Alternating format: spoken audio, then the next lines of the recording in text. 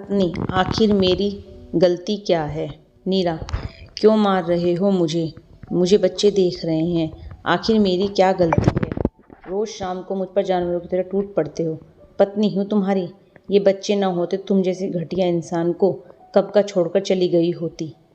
खबरदार अगर अब मुझ पर हाथ उठाया तो। संजय, नशे में धुत क्या कहा तूने? मुझे छोड़कर जाएगी? जाकर तो देख, तेरे टुकड़े ना कर दिए तो मैं भी अपने बाप की औलाद नहीं। नीरा, किस बाप की बात कर रहा है तू? वही जिसने तेरी बीवी पर गलत नज़र डाली थी। अगर उस दिन बुआ जी नहीं आती तो शायद आज मेरी इज्जत लूट चुकी होती। नीरा कांपते हुए अपने आंसू पोंछते हुए बोली, तुझे तो कुछ होश रहता नहीं है। नशे में धुत कोई बीवी की इज्जत लूटे, बच्चों को उठा ले जाए, तुझे किसी बात से मतलब नहीं। संजय, ज़्यादा जबान चलने लगी है तेरी। लगता है अभी और इनाम चाहती है। संजय नीरा पर बेल्टों से प्रहार करता रहा।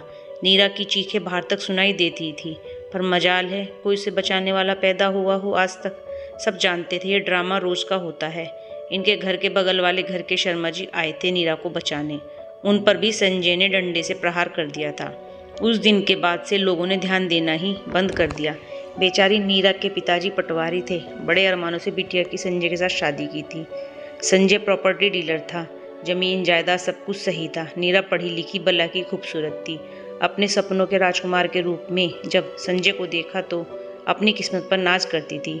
संजय भी नीरा पर जान छिड़कता था, हर ख्वाहिश पूरी करता था। नीरा के घर में ससुर, संजय और नीरा तीन ही लोग थे। ससुर जी का स्वभाव शुरू से ही नीरा को थोड़ा अजीब लगता था, पर संजय समझा देता था, तुम्हें भ्रम है, पापा ऐसे नहीं है। ईश्वर ने विवाह के 1 साल बाद उसे अनुज के रूप में एक प्यारा सा बेटा दे दिया। संजय नीरा का पहले से भी ज्यादा ख्याल रखने लगा था। नीरा का बेटा तो उसकी जान था। कहते न सभी के दिन एक से नहीं रहते। संजय अच्छा पैसा कमाने लगा था। उसे शराब पीने, जुआ खेलने की आदत पड़ने लगी। यहाँ तक दूसरी औरतों के साथ भी रंगरलियां मनाने लगा था, जिस कारण धीरे धीरे घर की आर्थिक स्थिति बिगड़ती चली गई। बच्चे भी हाई फाई कॉन्वेंट स्कूल से गली के छोटे से स्कूल में आ गए थे। संजय सब कुछ जुए में हार रहा था।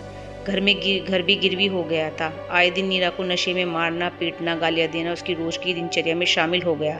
1 साल बाद मीरा के मना करने के बाद भी बेटी रिया का जन्म हुआ।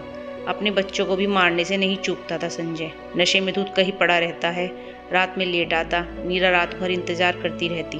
भारतीय पत्नी जो ठहरी, पति कितना भी अत्याचार कर ले, पत्नी धर्म तो पूरे दिल से निभाती है हमारी भारतीय महिलाएं। नीरा के मन में कई बार आत्महत्या के ख्याल भी आए, तलाक देने का भी सोचती रहती, पर अपने बच्चों की तरफ देखती तो उन्हें सीने से लगा लेती और अपना फैसला बदल लेती। ससुर भी गलत निगाह रखता था नीरा पर। एक दिन तो नीरा को अकेला पाकर उसके साथ गलत करने के इरादे से उसके कमरे में आ धमका। नीरा ने खुद को बचाने की बहुत कोशिश की, खूब चिल्लाई, पर कोई उसकी आवाज़ सुनने वाला नहीं था। ईश्वर को उस पर दया आ गई। उसकी बुआ सास का अचानक से घर में आगमन हुआ। नीरा उनसे लिपटकर रोने लगी। बुआ जी ने संजय से कहा, अब मेरी बहू यहाँ नहीं रहेगी। अगर तू उसे किराए के घर में ले जाने में सक्षम है तो बता, नहीं तो ये मेरी बहू है, मेरे घर रहेगी। संजय बुआ जी की इज्जत करता था। नीरा और बच्चों को लेकर किराए पर रहने लगा, पर उसके स्वभाव में कोई परिवर्तन नहीं आया। नीरा बहुत ही हिम्मत वाली और समझदार पत्नी थी। उसने संजय को फिर से पहले वाला संजय बनाने का ठान लिया। फिर क्या था, सुबह से तैयार होकर नीरा नौकरी पर जाने लगी, रात को लेट आती। कुछ दिन तो संजय को इस बात से कोई फर्क नहीं पड़ा, पर एक दिन एक आदमी संजय के घर आया। कहता, भाई कितना लोगे भाभी को एक रात देने का? जब निकलती है सज धज के तो सच बताऊं मन करता है उठा ले जाऊं। संजय के तन बदन में आग लग गई। उस आदमी को मार मार कर अधमरा कर दिया और बोला, खबरदार मेरी बीवी को गलत नज़र से देखा तुमने, अब की बार जान नहीं ली, अगली बार ऊपर ही नजर आएगा, समझा क्या? उस दिन संजय ने बहुत शराब पी, गिरता हुआ नीरा के पास आया। उसे मारने के लिए बेल्ट उठाई थी कि नीरा के गालों, आंखों, उसके शरीर पर इतने दिनों बाद उसकी नज़र गई। आंखें बिल्कुल धंस चुकी थी। जिस नीरा को वो प्यार से देखा करता था, उसके हाथ और मुंह पर बेल्टों के लाल नीले निशान पड़े हुए थे। नीरा का शरीर 60 साल की वृद्धा की तरह लग रहा था। आज उसे देख संजय जोर जोर से अपना माथा पटक कर रोने लगा। नीरा से भी रहा नहीं गया। उसका चेहरा ऊपर करके उसके सीने से लग गई। संजय, नीरा, मैं बहुत नीच आदमी हूँ। मैंने अपनी इतनी भोली सुंदर, मुझे टूटकर चाहने वाली बीवी का क्या हाल कर दिया है। मैं तुम्हारी नज़रों में एक बहुत बुरा आदमी हूँ ना नीरा। मैंने तुम्हें बहुत दुख दिए हैं, तुम्हारी बहुत बेइज्जती की। मैं तुम्हारी माफ़ी के काबिल नहीं। तुम मुझे छोड़कर जाना चाहती थी ना, चली जाओ, पर मैं तुम्हारे बिना नहीं जी पाऊंगा। खुद को भी खत्म कर लूँगा। संजय चाकू लेकर खुद की नस काटने लगा। नीरा, तुम पागल हो गए हो क्या?